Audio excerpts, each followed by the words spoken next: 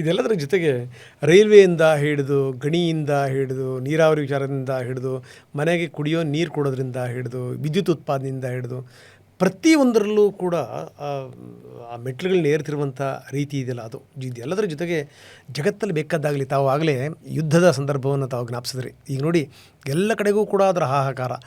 ಮೊನ್ನೆ ನಾನು ನೀವು ಆಸ್ಟ್ರೇಲಿಯಾದ ಹೇಳಿದ ನನಗೆ ನೆನಪಾಯಿತು. ನನ್ನ ಆಸ್ಟ್ರೇಲಿಯಾದ ಮಿತ್ರರಿಗೆ ಫೋನ್ ಮಾಡಿದ್ದೆ, ಎಷ್ಟಿದೆ ಇಲ್ಲಿ ಡೀಸೆಲ್ ಅಂತೇಳಿ.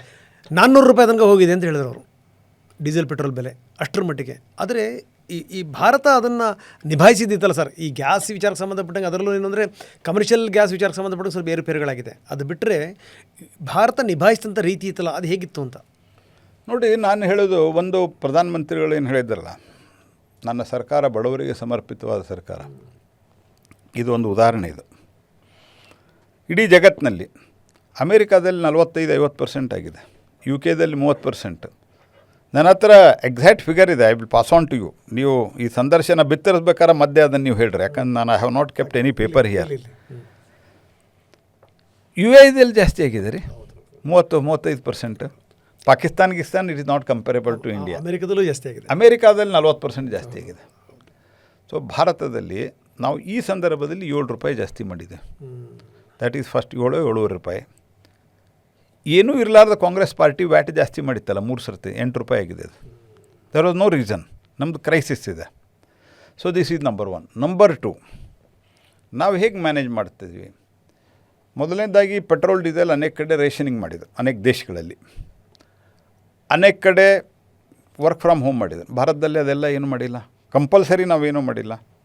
ಪ್ರಧಾನಮಂತ್ರಿಗಳಿದ್ದಷ್ಟೇ, ನೀವು ಮಿತವ್ಯಯದಿಂದ ಮಾಡಿರಿ, ಯಾಕಂದರೆ ಎವ್ರಿ $1 ವಿ ಸ್ಪೆಂಟ್ ಅದರಿಂದ ನಮಗೆ ಭಾಳಷ್ಟು ಭಾರ ಬೀಳ್ತದೆ. ಎರಡನೇದು, ಬಂಗಾರವನ್ನು ಸ್ವಲ್ಪ ದಿವಸ ಖರೀದಿ ಮಾಡಿಬಿಟ್ರಿ, ಯಾಕೆಂದರೆ ಬಂಗಾರದಿಂದ ನಮ್ಮ ಫಾರಿನ್ ಎಕ್ಸ್ಚೇಂಜ್ ಭಾಳ ಹೊರಗಡೆ ಹೋಗ್ತದೆ. ಇದಷ್ಟು ಬಿಟ್ಟರೆ 7 ರೂಪಾಯಿ ಜಾಸ್ತಿ ಮಾಡಿದ್ದು ಬಿಟ್ಟರೆ ಜಾಗತಿಕ ಮಟ್ಟದಲ್ಲಿ ತೈಲ ಬೆಲೆಯನ್ನು ನೀವು ನೋಡಿದಾಗ ಇದೆಷ್ಟು ಜಾಸ್ತಿ ಮಾಡಿದ್ದು ಬಿಟ್ಟರೆ ಏನೂ ಮಾಡಿಲ್ಲ. ಸೊ ಇದರಲ್ಲಿ 2-3 ಸಂಗತಿನ ಹೇಳ್ತೇನೆ. ಮೊದಲೇದ್ದು, ಈ ಮೊದಲಾದರೆ ತಕ್ಷಣ ಅಂತೂ ಸಮಸ್ಯೆ ಆಗ್ತಾಯಿತ್ತು ವಾರ ಶುರು ಆದ ನಂತರ. ಯಾಕೆ ಭಾರತದಲ್ಲಿ ಯಾಕಾಗಲಿಲ್ಲ? ಮೋದಿ ಬಂದ ನಂತರ ಒಂದು ರಿಫೈನರಿ ಕೆಪಾಸಿಟಿ ಜಾಸ್ತಿ ಮಾಡಿದ್ವಿ. ಆ ರಿಫೈನರಿಯಲ್ಲಿ ಸ್ವಲ್ಪ ಸ್ಟಾಕ್ ಇದ್ದೇ ಇರ್ತದೆ. ಎರಡನೇದ್ದು, ಸ್ಟ್ರಾಟಜಿಕ್ ರಿಸರ್ವ್ ಅಂತ ಏನು ಮಾಡಿದ್ವಿ, ಪೆಟ್ರೋಲಿಯಂ ಸ್ಟ್ರಾಟಜಿಕ್ ರಿಸರ್ವ್. ಅದರಲ್ಲಿ ಇಲ್ಲಿ ಕರ್ನಾಟಕದಲ್ಲಿಯೂ ಸೇರಿದಂತೆ ಒಂದು 3-4 ಕಡೆ ಭೂಗರ್ಭದಲ್ಲಿ ಕ್ರೂಡ್ ಆಯಿಲ್ ಇಲ್ಲ, ಆದರೆ ನಮ್ಮ ಭೂಗರ್ಭದಲ್ಲಿ ತೆಗೆದು ಟ್ಯಾಂಕ್ಗಳು ಅಲ್ಲಿ ನಾವು ಇವತ್ತು 70 ದಿವಸಕ್ಕಾಗುವಷ್ಟು ಇಟ್ಟಿದ್ದೇವೆ, 70 ಡೇಸ್. ಸೊ ಒಂದಾದರೂ ಪೆಟ್ರೋಲ್ ಬಂಕು ಡ್ರೈ ಆದದ್ದು ನಿಮಗೆ ಬಂದಿದೆಯಾ? ಅಥವಾ ನೀವು ಕಾರ ತೆಗೆದುಕೊಂಡು ಹೋದಾಗ ಪೆಟ್ರೋಲ್ ಹಾಕಿಲ್ಲ, ಅಥವಾ ನಿಮ್ಮ ಸ್ಟಾಫ್ ತೆಗೆದುಕೊಂಡು ಇಲ್ಲ. ಜಗತ್ತಿನಲ್ಲಿ ಭಾಳ ಕಡೆ ಹಿಂಗಾಗಿದೆ. ಎನರ್ಜಿ ಎಮರ್ಜೆನ್ಸಿ ಘೋಷಣೆ ಮಾಡಿದ್ದಾರೆ. ಇದರ ಹೊರತುಪಡಿಸಿಯೂ ಸಹಿತ LPG sources are very limited in the world itself. ಜಾಗತಿಕದಲ್ಲೇ ಭಾಳ ಕಮ್ಮಿ ಇದೆ. ಆದರೂ ಸಹಿತ ನಾವು ರೇಟು ಭಾಳ ಲಿಮಿಟೆಡ್ಡಾಗಿ ಜಾಸ್ತಿ ಮಾಡಿದ್ವಿ. ಇವತ್ತಿಗೂ ಸಹಿತ ಎಷ್ಟಿದೆ? 942 ಫಾರ್ ಕಮರ್ಷಿಯಲ್, ಫಾರ್ ಡೊಮೆಸ್ಟಿಕ್, 642 ಉಜ್ವಲದವ್ರಿಗಿದೆ. 642 ಅಂದರೆ 300 ರೂಪಾಯಿ ನಾವು ಇದು ಕೊಡ್ತೀವಿ ಸಬ್ಸಿಡಿ. ಉಳಿದಂತೆ ಕಮರ್ಷಿಯಲ್ಗೆ ಜಾಸ್ತಿ ಮಾಡಿದ್ವಿ ರೇಟು. ಅದು ಬಿಟ್ಟರೆ ಇವತ್ತಿಗೂ ನಾವೇನು ಹೇಳ್ತಿದ್ವಿ, ಎಲ್ಲೆಲ್ಲಿ ಸುಮಾರು 15 ಲಕ್ಷ ಬೇರೆ ಬೇರೆ ರನ್ನಿಂಗ್ ಮೀಟ್ರದಲ್ಲಿ ನಾವು ಇದು ಹಾಕಿದ್ದೀವಿ, ಏನು ನ್ಯಾಚುರಲ್ ಗ್ಯಾಸ್ ಪೆಟ್ರೋಲ್. ಅದರಲ್ಲಿ ತೊಂದರೆ ಇಲ್ಲ, ಅದನ್ನು ನಾವು ಕನೆಕ್ಟ್ ಮಾಡ್ತಾ ಇದ್ದೀವಿ. ಇದರ ಜೊತೆಯಲ್ಲಿ ಇವತ್ತು ರಿನ್ಯೂವೇಬಲ್ ಎನರ್ಜಿಯಲ್ಲಿ ನಾನು ಮೊದಲು ಹೇಳಿದ್ನಲ್ಲ ಸನ್ ಇದ್ದ ಅಂತ, 2 gigawatt 2.6 gigawatt our install capacity in solar. ಇವತ್ತೆಷ್ಟಿದೆ? 157. ಅದರಲ್ಲೇ ನಮ್ಗೆ ಇಷ್ಟು ಉಳಿತಾ ಇದೆ. ನಾನು ಅದಕ್ಕೊಂದು ಲಿಂಕ್ ಮಾಡಿ ನಿಮಗೆ ಎಕ್ಸಾಂಪಲ್ ಹೇಳ್ತೇನೆ. ನಮ್ಮ ದೇಶದಲ್ಲಿ 33%, ಅಂದರೆ ಸುಮಾರು 21,000 ಕಿಲೋಮೀಟರು ರೈಲ್ವೆ ಎಲೆಕ್ಟ್ರಿಫಿಕೇಷನ್ ಆಗಿತ್ತು.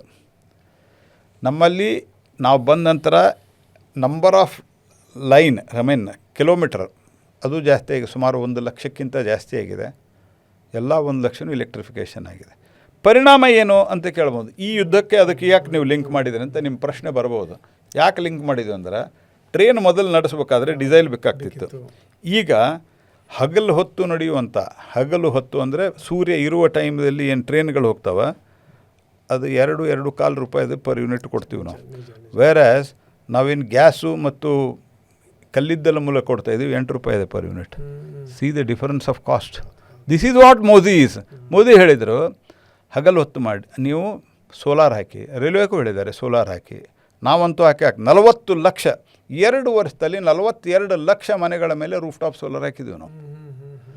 ಅದರಿಂದ ಆ ಮನೆಗೆ 1.5 ರೂಪಾಯಿ 2 ರೂಪಾಯಿದಲ್ಲಿ ಆಗುತ್ತೆ. ನಿಮ್ಮ ಇಲೆಕ್ಟ್ರಿಕ್ ವೆಹಿಕಲ್ ನೀವು ಡೇ ಟೈಮ್ದಲ್ಲಿ ಚಾರ್ಜ್ ಮಾಡಿದರೆ ನಿಮ್ಗೆ 1 ರೂಪಾಯಿ ಬೀಳಲ್ಲ per kilometre.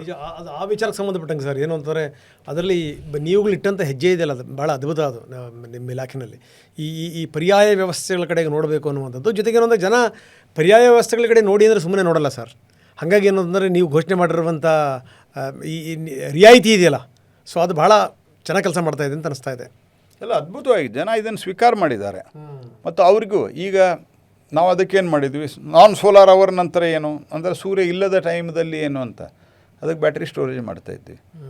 So with that battery storage it is 3 rupees 50 ಪೈಸೆ ಬರ್ತಾಯಿದೆ. ಅಂದರೆ ನಿಮ್ಗೆ ಸಾಯಂಕಾಲ 5 ಗಂಟೆಗೆ ಅಥವಾ 4 ಗಂಟೆಗೆ ಸೂರ್ಯ ಮುಳುಗಿದ ನಂತರ, ಅಥವಾ 5 ಗಂಟೆ ಅಂತ ಅಂದ್ಕೊಡ್ರಿ, ಸೂರ್ಯ ಮುಳುಗಿದ ನಂತರ ಆ ಸೂರ್ಯನ ಸಮಯದಲ್ಲಿ ಏನು ವಿದ್ಯುತ್ ಉತ್ಪಾದನೆ ಆಗ್ತದೆ ಅದನ್ನು ಸ್ಟೋರ್ ಮಾಡಿಟ್ಟು ನೀವು 5 ತಾಸು ಉಪಯೋಗ ಮಾಡೋದು. ನಿಮ್ಗೆ ರಾತ್ರಿ 10ರವರೆಗೆ ಸಮಸ್ಯೆ ಹೋಯ್ತಾ, ನೀವು ಕಲ್ಲಿದ್ದಲು ಯಾವಾಗ ಉಪಯೋಗ ಮಾಡ್ತೀರಿ, ರಾತ್ರಿ ಮಾಡ್ತೀರಿ.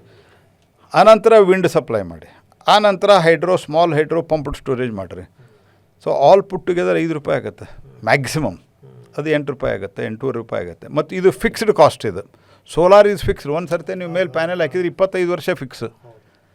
ಇದು ಹಂಗಲ್ಲಲ್ಲ, ಬ್ಯಾಟ್ರಿ ಸ್ಟೋರೇಜ್ ಫಿಕ್ಸ್ಡ್.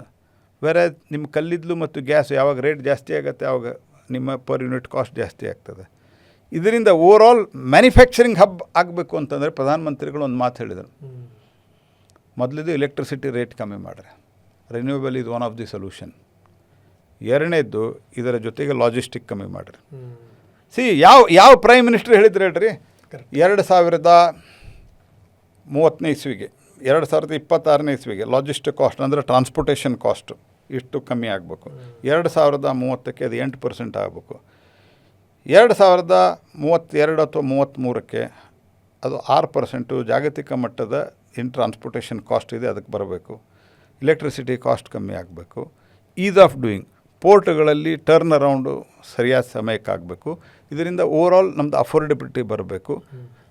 ಜಗತ್ತಿನಲ್ಲಿ ಕೆಲಸ ಮಾಡೋದಕ್ಕೆ ಜನ ಇಲ್ಲ, ನೀವು ಮ್ಯಾನುಫ್ಯಾಕ್ಚರ್ ಮಾಡಿ ಜಗತ್ತಿಗೆ ಕಳಿಸ್ರಿ, ಜನ ಸ್ವೀಕಾರ ಮಾಡ್ತಾರೆ.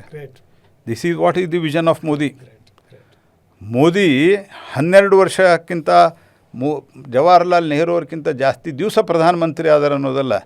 ಇದ್ದಾಗ ಪ್ರಧಾನಮಂತ್ರಿ ನರೇಂದ್ರ ಮೋದಿ ಅವರು ಜಗತ್ತಿನ ಅತ್ಯಂತ ವೇಗವಾಗಿ ಬೆಳೆಯುತ್ತಿರುವ ಆರ್ಥಿಕತೆ ಜೊತೆಗೆ 11ನೇ ಸ್ಥಾನದಿಂದ 5ನೇ ಸ್ಥಾನಕ್ಕೆ ತಂದಿರುವಂಥದ್ದು ಮೋದಿಯವರ ಸಾಧನೆ. 25 ಕೋಟಿ ಜನ ಬಡವರನ್ನು ಹೊರಗೆ ತಂದಿರೋದು. ನಾವೇನು 42 ಲಕ್ಷ ಇವತ್ತು ನಾವು ಸೋಲಾರ್ ಪಂಪ್ ಎಲೆಕ್ಟ್ರಿಸಿಟಿ ಹಾಕಿದ್ದೀವಿ. ಇದರಲ್ಲಿ 71% ಎಲೆಕ್ಟ್ರಿಸಿಟಿ ರೇಟ್ ಕಮ್ಮಿ ಆಗಿದೆ. 17 ಲಕ್ಷ ಜನಕ್ಕೆ 0 ಬಿಲ್ ಬಂದಿದೆ. Because it is renewable means ನಿಮಗೆ ಸೂರ್ಯದೇವ ನಿಮಗೆ ವರ ಕೊಡ್ತಾ ಇದ್ದ, ನೀವು ತೊಗೊಳಕ್ತಾ ಇರಲಿಲ್ಲ, ಅದನ್ನು ಮೋದಿ ತೊಗೊಂಡ್ರು. ಇದನ್ನು ಮೋದಿ ತೊಗೊಂಡದ್ದನ್ನು ಮೋದಿ ನೋಡಿ ನೀವು ಹೊಟ್ಟೆ ಕೆಚ್ಚಿಬಿಟ್ರೆ ನಾವೇನು ಹೇಳೋಕ್ಕಾಗತ್ತೆ? What has been done. ನಮ್ಮದು ಇವತ್ತು ಫೇಸ್ಲೆಸ್ಸು ಅಸೆಸ್ಮೆಂಟು, ಇದರಲ್ಲಿ ಭ್ರಷ್ಟಾಚಾರ, ವ್ಯಕ್ತಿ ಇದ್ದಲ್ಲೇ ಗ್ರಿಸಿಕೇಷನಲ್ಲಿ ಭ್ರಷ್ಟಾಚಾರ ಆಗ್ತದೆ. ಇಂಡಸ್ಟ್ರಿಯಲ್ಲಿ PLIಗಳು, ಅನೇಕ PLIಗಳು ಒಂದೇ ಅಂತಲ್ಲ. ನಮ್ಮ ದೇಶದೊಳಗೆ ನಮ್ಮ ಸೋಲಾರ್ ಮಾಡ್ಯೂಲ್ ಮ್ಯಾನುಫ್ಯಾಕ್ಚರಿಂಗ್, ಇವತ್ತು ಮಾಡ್ಯೂಲ್ ಸೆಲ್ ಎಲ್ಲ ನಮ್ಮ ದೇಶದಲ್ಲಿ ಮ್ಯಾನುಫ್ಯಾಕ್ಚರ್ ಆಗ್ತಾಯಿದೆ.